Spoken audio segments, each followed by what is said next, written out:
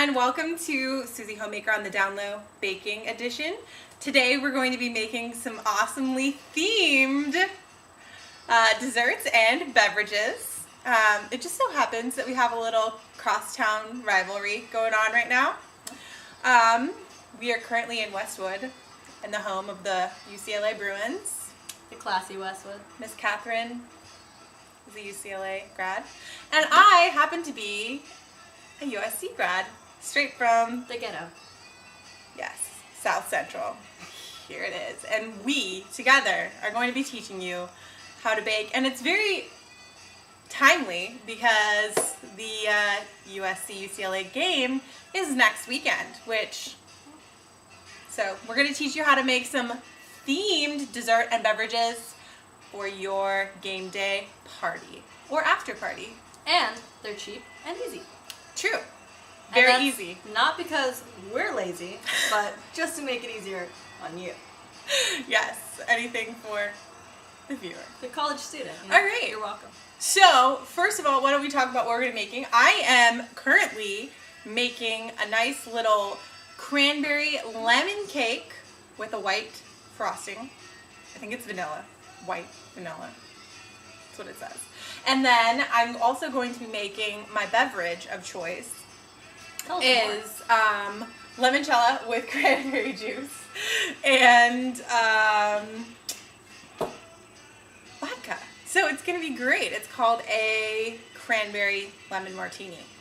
Catherine, what do you have for us today? Well, I thought I would go a somewhat easier route for the college student and make a layered blue and gold cupcakes. So we have lemon and blueberry layered cupcakes with a pineapple and blue alcohol layered beverage. Blue alcohol. We're good at this. I don't know what it's called. So, as you can tell, they're game day colors. So you can pick which is your team because we know everyone has their team. Right. Their side in this fight.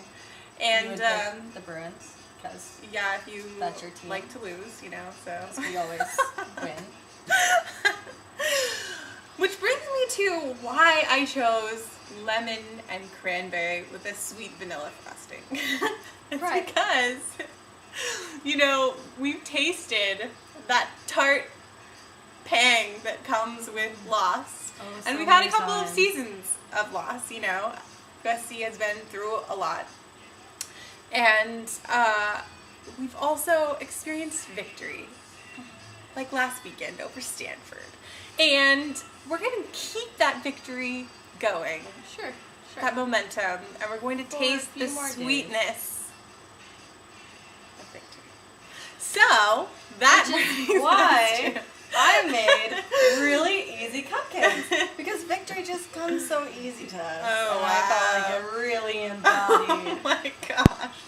Yeah. our personality. Well, now we're going to get to actually making this stuff. Let's watch you make It's called a cranberry lemon martini. Martini. Martini is what you say when you've had a few drinks in you. You know what's better than lemons? What's better than lemons? Pineapples. That is truly beautiful. Look how freaking classy that is. Cardinal and gold. What up? Tastes very citrusy with a hint of cranberry. I like it. Let's just put some of this in here. And then I saw this somewhere. Little gem. Now that we have our layers perfectly balanced, you want to garnish it with a little pineapple. Boop! Just like that. Give it that little tropical feel. Who doesn't love a martini? That's all I have to say. Who doesn't love a martini? My drink is in a Chandon glass, and I feel like it has more class. Chandon. Sean John, I don't care. Chandon. Layered drinks are hard to make. Yes. And we learned about relative density tonight which We means did actually. more sugar, higher density. Less And sugar, more less density. alcohol. Oh yeah, alcohol. Means less Alcohol density. fats. Alcohol means less density. And so did you Bacardi know- floats like a 5th grader on Robitussin. Just in case you didn't hear that before. Cheers, darling. Cheers. Shonda. Shonda.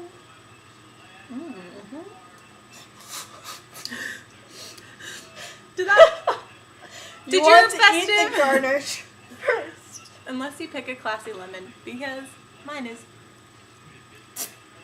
well attached.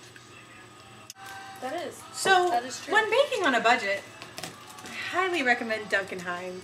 It's not that we're baking on a budget or that we're lazy. It's just that we wanted to make it easier for you, the viewer. and the Baking college on a student. budget. Baking on a budget. Jesus. I have my baking pans for my layered cake, 2 round baking pans, and I have my cake mix and some eggs and some oil, which I talked about on my last podcast, some nutrition tips. And so I have here some coconut oil that I'm going to use in my baking because it adds sweetness, and it's also better for you and doesn't release carcinogens.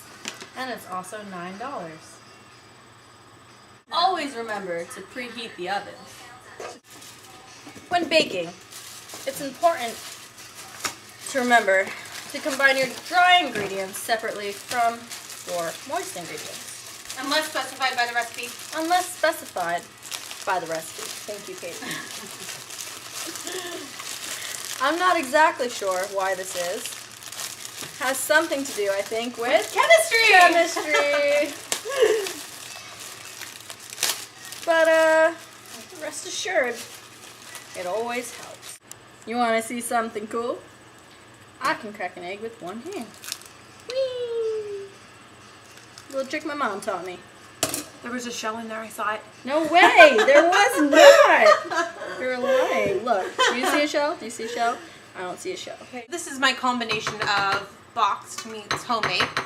I did a cranberry sauce on the stove, which I got whole cranberries, a little bit of cranberry juice, some sugar, some orange zest. So I literally just grated the outside of an orange, and here's what's left of the orange.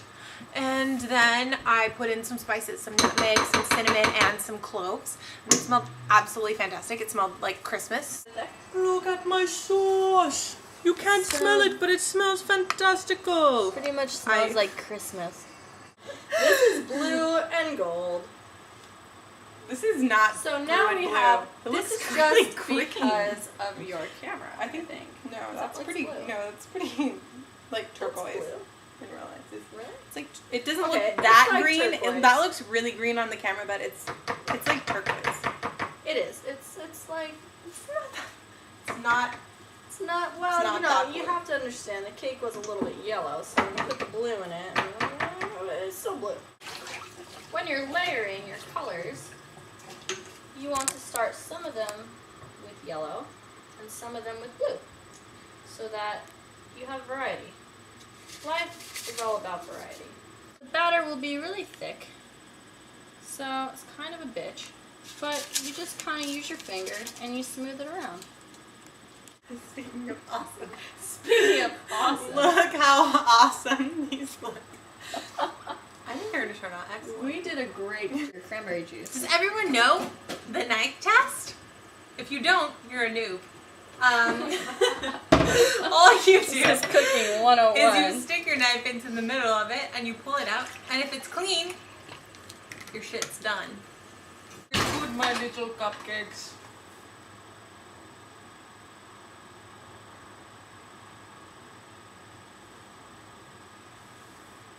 I don't know. You tell me, is that clean or is it clean? Here we are. Now we're waiting for cupcakes. We are waiting. My stuff is out of the oven, but I'm giving it 15 minutes to cool. And she needs to bake hers for 15 minutes. So we're on the same schedule right now. We planned it perfectly. Perfectly. You know what that is? Chemistry. I'm about it. So I just wanted to take a few minutes to kind of do a mini interview session. First of all, with a fun question. Would you rather watch Friends, The Office, or Seinfeld? Seinfeld. And Why? I'll tell you why. Shut up. That is because I grew up watching Seinfeld. So Who's your favorite character? It's always playing in my house. I love Kramer. I mean, who doesn't love Kramer? I was gonna He's say the best one. there's only one right answer to this question. Exactly. It's Kramer. I mean, obviously, Seinfeld, Jerry is great, Elaine. I mean, they're all good, but like Kramer just makes the whole show because all the problems are pretty much centered around him and George. Yeah, George is pretty problematic, but he's just like so pathetic that you love him, but he's not your favorite. You're just like, George. Doing it again. Why? Okay. She had man hands. Do you oh my God. Do you have any irrational fears? Irrational fears. Yes, I have anxiety and sort of OCD. So I have weird irrational fears about the dumbest shit all the time. Okay, so tell us what you think is the most strange. You're like, I don't understand why I'm afraid of this, but I really am afraid of this. What is it? I'm like, every time there's something wrong with me, I think I'm dying. Oh, you're a hypochondriac. Oh yeah, let's add it to the list. There's a word for that. It's called hypochondriac. Well, no, I think the word for that is Google, because every time something is wrong and you Google it, it's like, oh, I have cancer, so I should just start writing my letters of goodbye and auctioning off my shit, because I'm dying. This is why doctors hate WebMD. This right here, this conversation. And my parents. That's funny. Trying to remember what other questions are on my fun question list. What song on your iPod or iPhone or smartphone do you listen to most often? I listen to Pandora. Okay, well then, just what's your favorite song right now? Right now. Like, okay, let's say you're just like bummed, you're having a like whatever day, and you're like, I just need to get pumped, it's Friday, I need to go out. What song do you put on?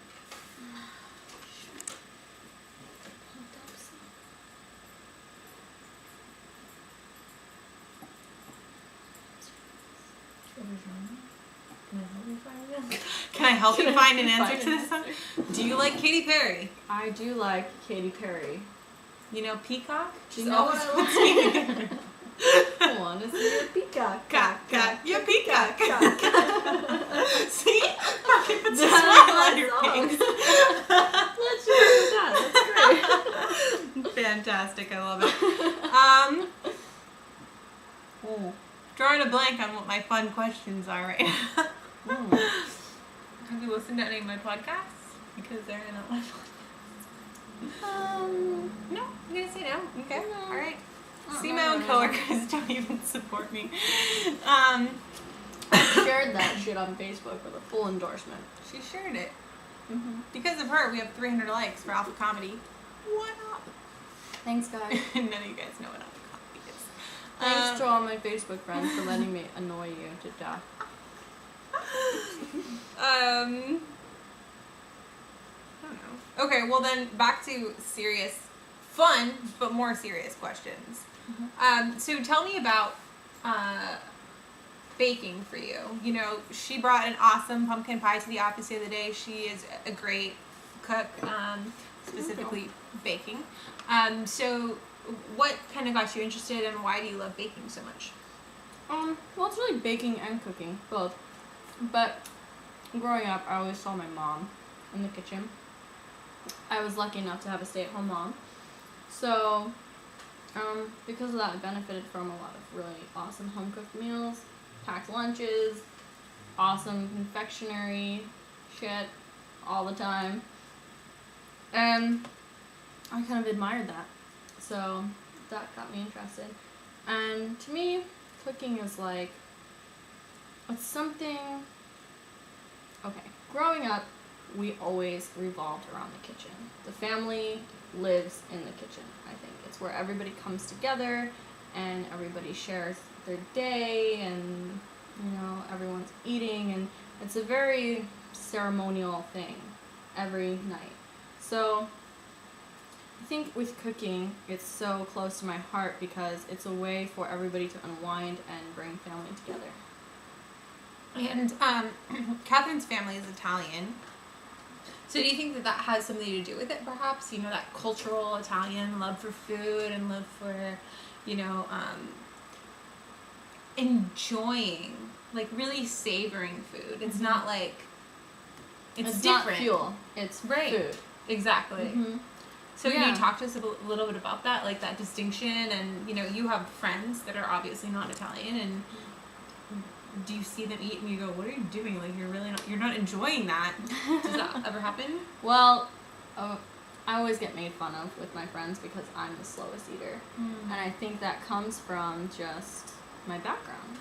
It was you sit at the table and you talk and you really enjoy, and my mom would make such great dishes, and she was always trying new things, different cultures and different recipes, and so we would always sit there and just really savor everything, and she'd point out the different spices and the sauces, and so now when I eat, I'm like, oh yeah, you can really taste the pesto in this, and I love the balance of this and that in my mind.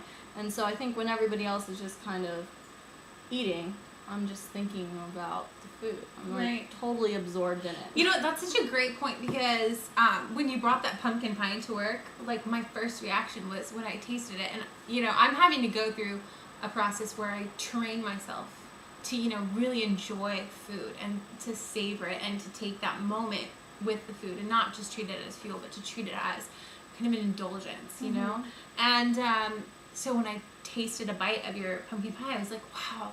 You can really taste the nutmeg and the cinnamon, and it's the perfect balance of all those spices. And that was, what I said to you is like, it's the perfect amount of nutmeg. So that's, that's such a great point, because those things are important.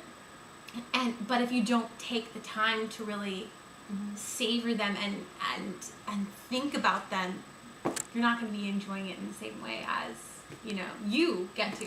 That's true. And it's a very cultural experience. It definitely is. It is. And in my opinion, I see a metaphor between... Is that the cupcakes? Yeah. One more. I see a metaphor between the joining of all the different spices and the ingredients to create one harmonious meal or dish, with the family gathering around together to create, that unison, that wholeness. And so I guess for me it's more of an emotional thing, because I do have that background with, my family being Italian, and food is very important, and every ceremony, every holiday we have, it's about the food. It's about coming together, but it's about what is mama making? What is my mom making? What is the aunt bringing? And what are the desserts? And we have those traditions, and it's just it's really just about wholeness. That's great. That's some great stuff. And, just like simple ways that you can implement that into your own, we're coming up on the holiday season. The ways that you can implement that into your own life is by, really taking the time to appreciate what you're bringing, first of all, to the event, be it Thanksgiving or Christmas. And then, second of all, enjoying what someone else is bringing and asking those questions, saying, oh, where did you get your recipe? What did you put in this? I can really taste those flavors, and making it more of, a conversation and a dialogue and about an event that's bringing everyone together, and having that food be the centerpiece instead of just, kind of a thing that happens. So those are, great. I love it. That's such a great, I'm just totally amped about, my Thanksgiving party in a week, or 2 weeks, I guess. The guy Ralph's told me Thanksgiving's 2 weeks away. The guy Ralph. But in Katie said it's only a week away. A week and a half. I meant a week and a half. Not this Thursday, but The point was we needed cranberries. Exactly. But yeah. Food, unity, family. Capiche? Good shit. So here is the semi-finished product of the cupcakes. They unfortunately do look a bit tie-dye, but you gotta do what you gotta do. It happens. We're just gonna test. You can learn to eyeball things because you do it for so long. True. So you have to learn to do it by measuring things And before then, you can frickin'... I think this this is pretty much cranberry sauce. This is a technique. This is not a shake weight out. commercial. And I feel like my biceps are benefiting. Oh my god. I just got a whiff of lemon Right? fantasticness. Plate. Whoosh. Do the honors. Oh, it's totally done. Bing! Catherine, magical. Boom. Look at that. That looks fucking amazing. Lemon cake. Explicit. Unfortunately, we have tie-dye. It's alright.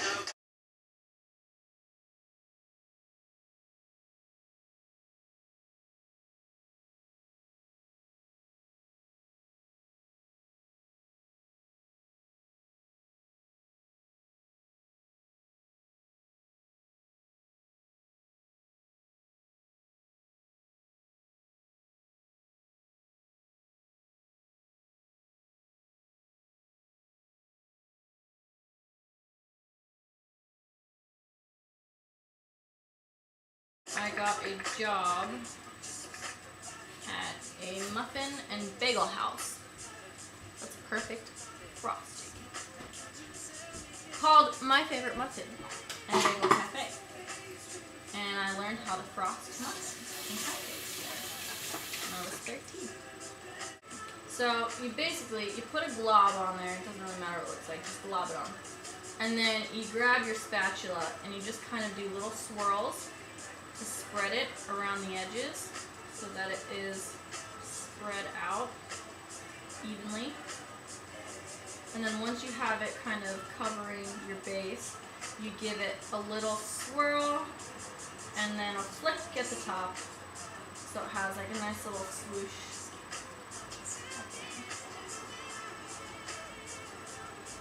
Perfect! You're a pro. Hello everyone. Thank you for watching another episode of Suzie Homemaker. Our projects turned out excellently. If you would like to go onto my podcast, I'm going to post the recipes that we used. Mostly Duncan Hines. Thank you. Thank you, and really also I'm going to post photos of our awesome finished products, which are super cute. So, Catherine, thanks so much for having a little mini interview session with me. Thank you for having me. Yeah. Suzie Homemaker. Of course. And guys, please don't forget to go on iTunes, give me a 5-star rating, like my Facebook page, Suzie Homemaker Facebook.com/Suzie Homemaker Podcast. Thanks, and we'll see you next time.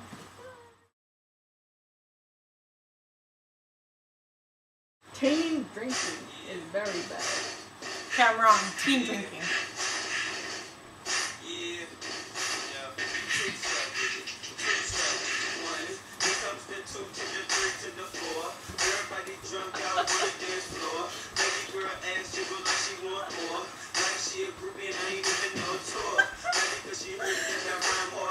more face.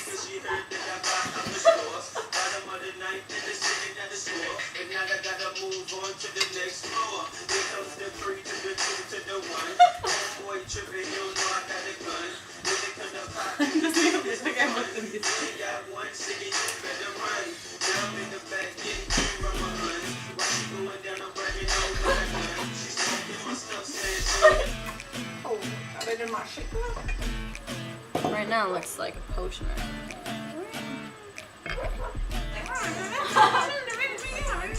You are just, it's like a wave. You are just a one-upper, you are. Hemorrhaging liquor. Welcome to Kay's podcast. Which is no fun.